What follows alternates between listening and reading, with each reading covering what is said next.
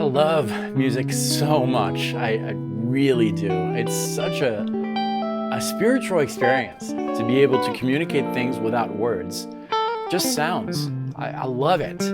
And today we're going to talk about a shape that we have covered on this channel, but it's such an essential shape, I think, to understand how music works in Western music. Grab your guitar. I'm going to tell you all about it. This is going to be an interactive type of thing, so I want you to participate as we go through this video. So go grab it. I'll give you about 3 seconds. I'll meet you right after this.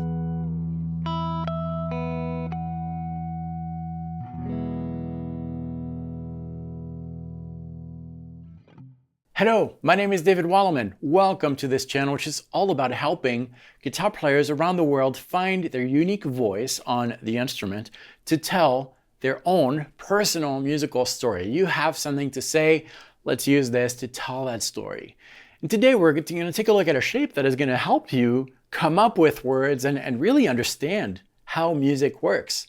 The shape has been covered before, yes, but I always find new things with it. So without further ado, let me show you the shape, which you can get the PDF for. The link is below. Follow the link, you'll get the shape. Just enter a valid email address. I'll be sending you that shape. Okay, here is that shape, close up. That shape is also known as the major scale. It's so important. Here it is. We're gonna use the cage system. There is a reason for that because it's easier to visualize. You'll find what I say true in just a few minutes. So the cage system, we're going to work in A, which means that our first note right here is going to be A, low E string, 5th fret. That's an A.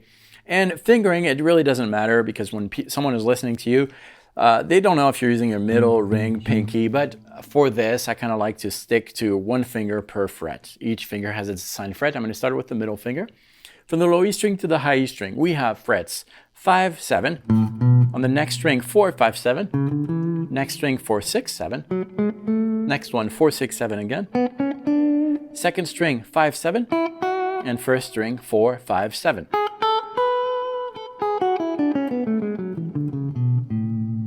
Okay, so that shape is also known as the major scale, the Ionian mode in A. And as you're working with that shape, ascending that shape, it's very important to count.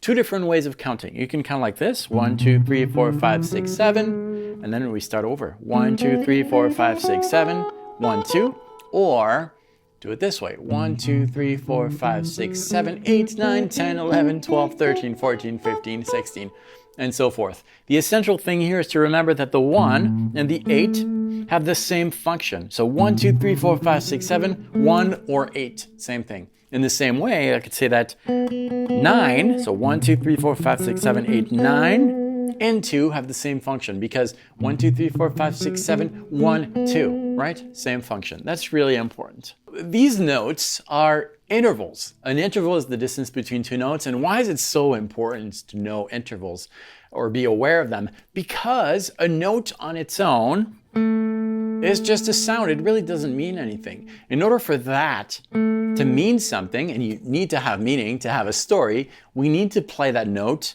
in relation to something else. So this note can mean a lot of things. It can carry a lot of emotions. It can mean this, right? Now that note becomes something because it exists according to something else. This note can also mean this. Same note, right? Different feeling. Or this.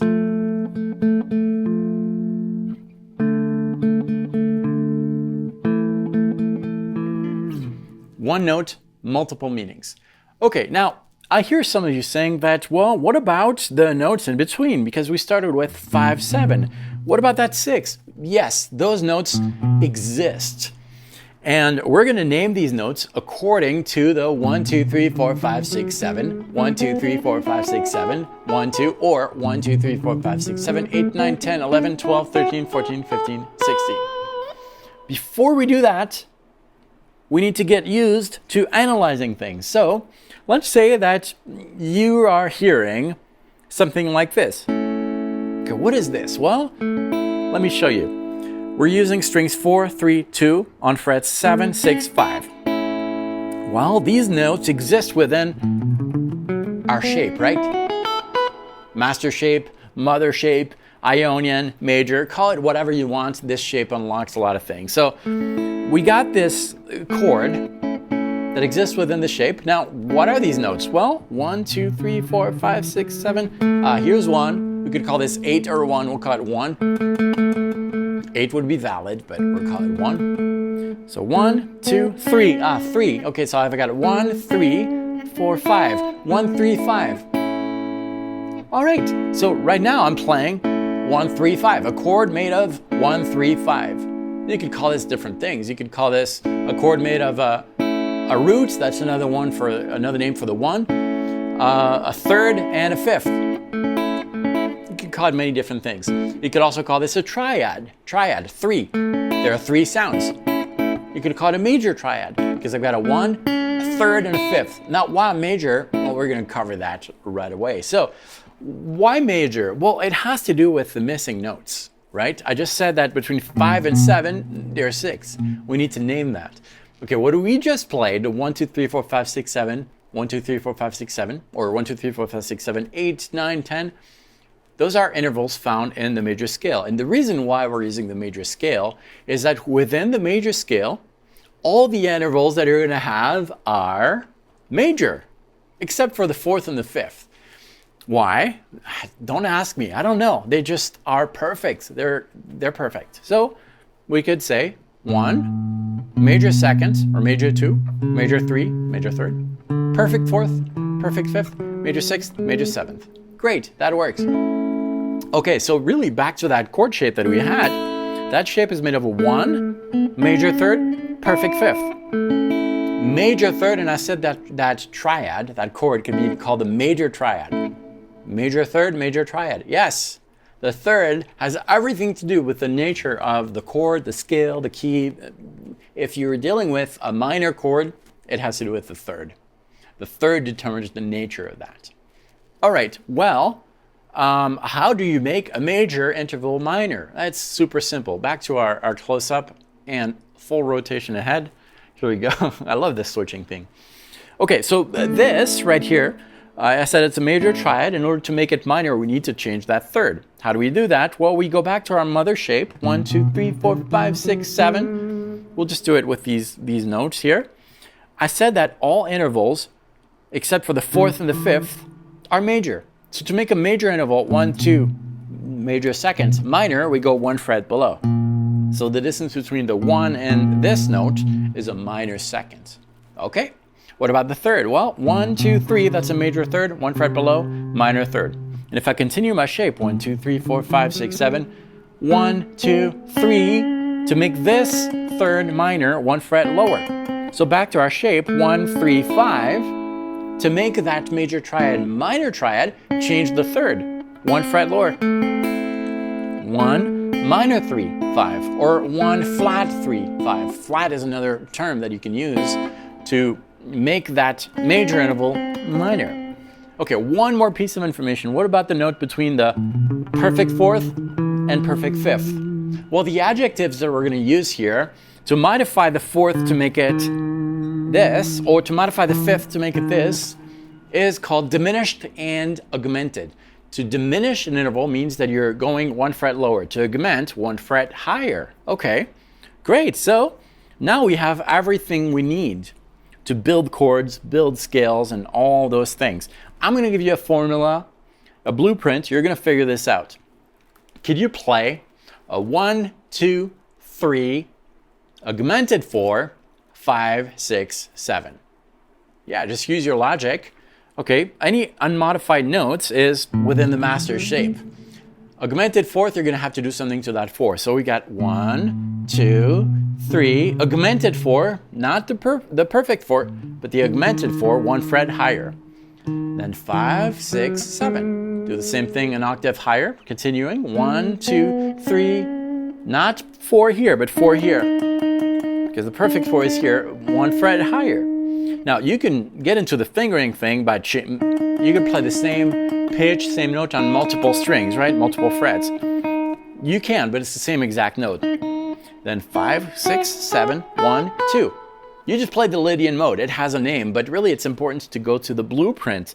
That blueprint will unlock so many different things. So what will that blueprint unlock? It will unlock harmony. It will unlock improvisation skills. So many things. You can analyze anything now. Let's say that you have something like this. What is this? Well, let's look at the fingering. Here, I'm playing on strings 3, 2, and 1, frets 4, 5, 5.